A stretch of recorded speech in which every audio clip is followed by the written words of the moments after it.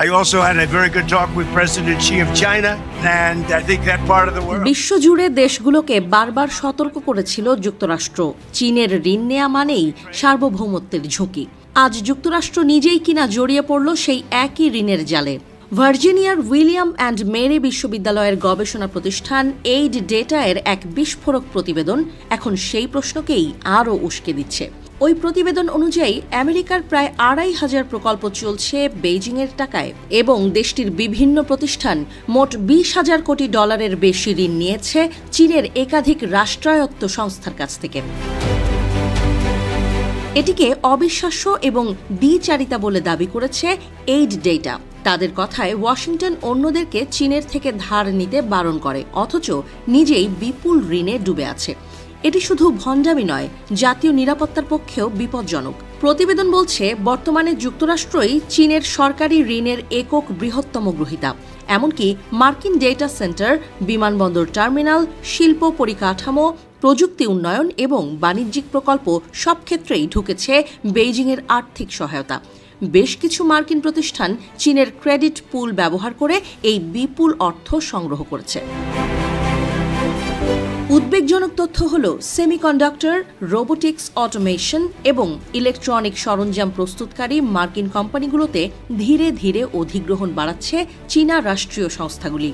এটি সরাসরি মিলে যায় মেড ইন চায়না 2030 এর কৌশলগত রূপরেখার সঙ্গে। প্রথম দিকে যুক্তরাষ্ট্রের লজিস্টিক হাব ও শিল্পের পরিকাঠামোয় বিনিয়োগ করেছিল বেইজিং, কিন্তু গত কয়েক বছরে চিত্রটা বদলে যায়। এখন টাকা ঢালছে মহাকাশ গবেষণা, সেমিকন্ডাক্টর এবং জ্বালানি পরিকাঠামোয়, যা সরাসরি মার্কিন জাতীয় স্বার্থের সঙ্গে যুক্ত। তবুও ওয়াশিংটন এ বিষয়ে আনুষ্ঠানিক মন্তব্য করেনি। প্রতিবেদনে উল্লেখ রয়েছে এইসব ঋণের বড় অংশই এসেছে কেম্যান আইল্যান্ডস, বারমুডা এবং ডেলওয়্যার শেল কোম্পানির মাধ্যমে, যাদের অনেকের অস্তিত্ব কাগজে কলমে ছাড়া কোথাও নেই। ফলে যুক্তরাষ্ট্র শেষ পর্যন্ত মোট কত ঋণ নিয়েছে সেটি সঠিকভাবে ট্র্যাক করা কঠিন হয়ে গেছে। এইড ডেটা এর দাবি 2020-21 অর্থ বছরের পরে চীন হঠাৎই আমেরিকায় ঋণ দেয়া বাড়াতে শুরু করে। কোভিডের জেরে যখন যুক্তরাষ্ট্রের অর্থনীতি দুর্বল, তখনই সুযোগ নেয় বেইজিং। 2023 সালের মধ্যে বিশ্বব্যাংক, IMF, এমনকি G7 উন্নয়ন ব্যাংকগুলিকে ছাড়িয়ে বিশ্বের সবচেয়ে বড় ঋণদাতা হয়ে ওঠে চীন। এবছর আমেরিকার মোট জাতীয় ঋণ ইতোমধ্যেই 38 লক্ষ কোটি ডলার ছাড়িয়েছে।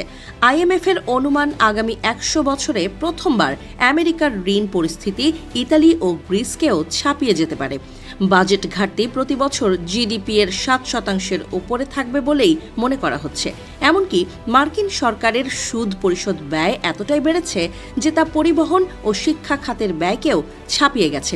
অর্থাৎ আগামী দশকে ঋণই হতে পারে যুক্তরাষ্ট্রের সবচেয়ে বড় অর্থনৈতিক মাথাব্যথা।